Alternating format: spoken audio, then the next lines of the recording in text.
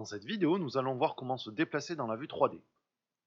Nous verrons dans un premier temps comment manipuler la vue à l'aide de l'interface utilisateur avant de s'attaquer aux raccourcis clavier puis aux options un peu plus avancées.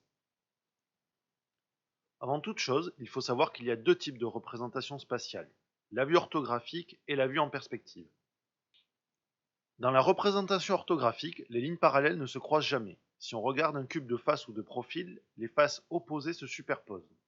Ce type de vue est très utile pour les objets manufacturés, pour définir une silhouette ou bien pour obtenir des rendus en vue isométrique. La vue en perspective est un système de représentation plus classique. Les lignes parallèles se rejoignent en un point de fuite. C'est le type de rendu qui imite la vision humaine ou l'optique de la caméra. Pour passer de l'un à l'autre, vous pouvez utiliser le bouton représentant une grille. En appuyant sur ce bouton, l'icône change en même temps que la vue pour indiquer quel système de représentation est utilisé. Les déplacements dans la vue 3D reprennent le modèle de déplacement classique d'une caméra, à savoir travelling latéral gauche-droite et au bas, puis le travelling avant-arrière ainsi que le panoramique. Pour effectuer un travelling latéral, vous pouvez utiliser l'icône représentant une main, comme celle que l'on trouve dans les logiciels de graphisme 2D comme Krita ou Photoshop. Cliquez dessus et maintenez le clic pour vous déplacer. Pour vous déplacer d'avant en arrière, vous avez à votre disposition le bouton représentant une loupe avec un plus. Cliquez dessus et maintenez le clic. En déplaçant la souris vers le haut ou le bas, vous effectuerez un déplacement vers l'avant ou vers l'arrière.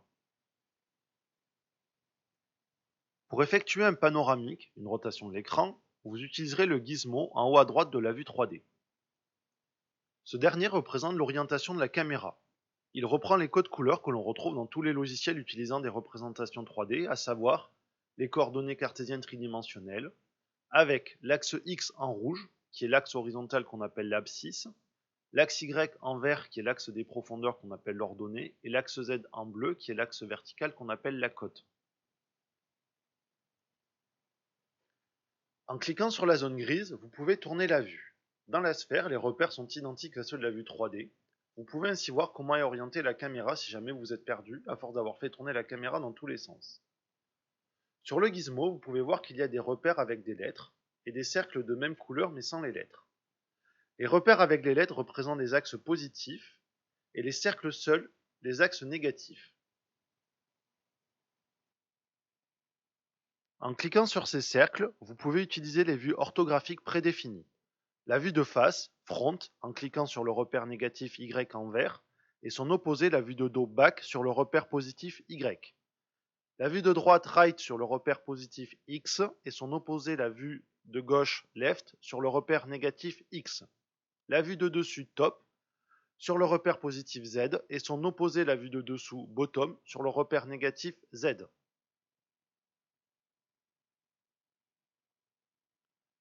Notez bien que lorsque vous cliquez sur les vues prédéfinies, vous passez automatiquement en vue orthographique et inversement quand vous cliquez sur la sphère pour faire tourner la vue 3D.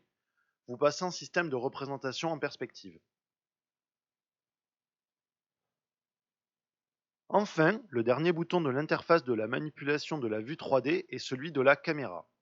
Quand vous créez un nouveau document, par défaut il y a un cube, une lumière et une caméra.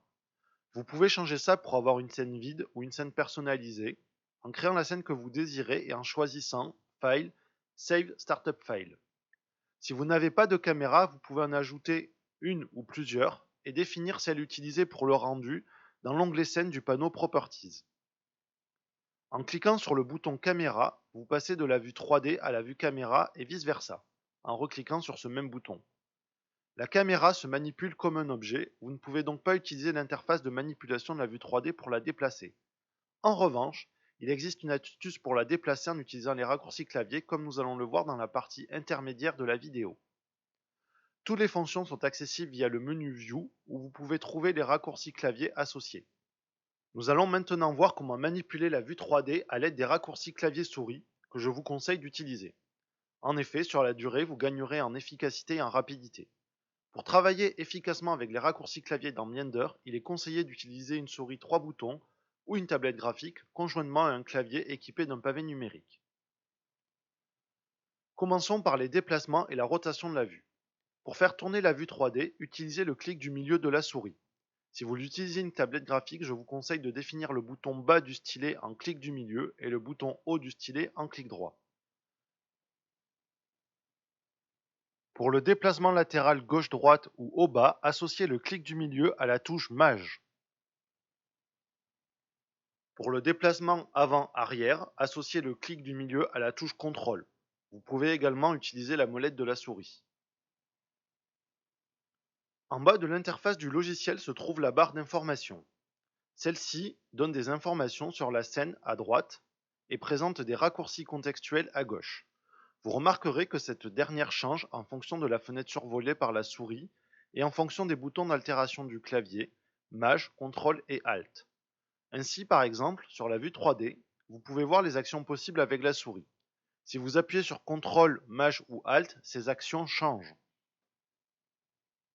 Pour manipuler la caméra avec les mêmes raccourcis, appuyez sur 0 pour passer en vue caméra, puis dans le panneau latéral de droite, activez l'option Lock Camera to View. Une fois la caméra positionnée, n'oubliez pas de décocher l'option pour éviter de déplacer la caméra par erreur.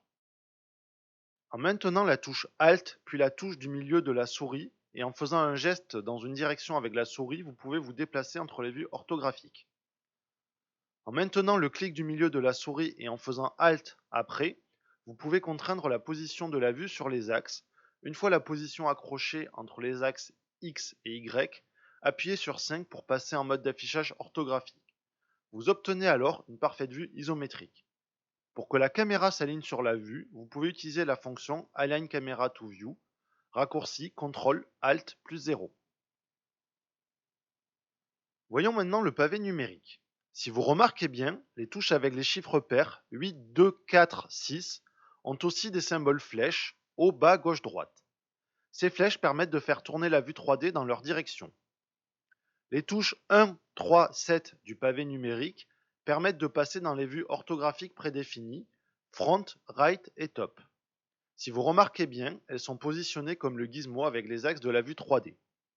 Pour avoir les vues opposées, utilisez la touche CTRL avec 1, 3 ou 7. La touche 5 permet d'alterner entre la représentation perspective et la représentation orthographique. Le 0 permet d'alterner entre la vue 3D et la caméra. Le point permet de déplacer la vue sur l'objet sélectionné.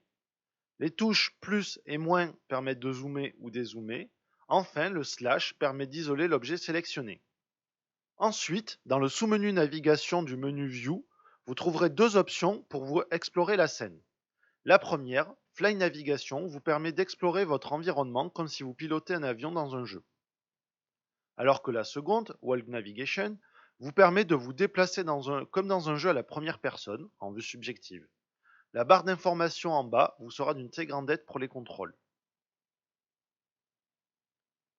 Pour finir, il est possible de diviser la vue 3D avec la fonction Toggle Quad View que l'on trouve dans le menu Aera du menu View. Cette fonction permet de diviser la vue 3D en 4 vues, avec par défaut les 3 vues orthographiques Top, Front, Right et la vue en perspective.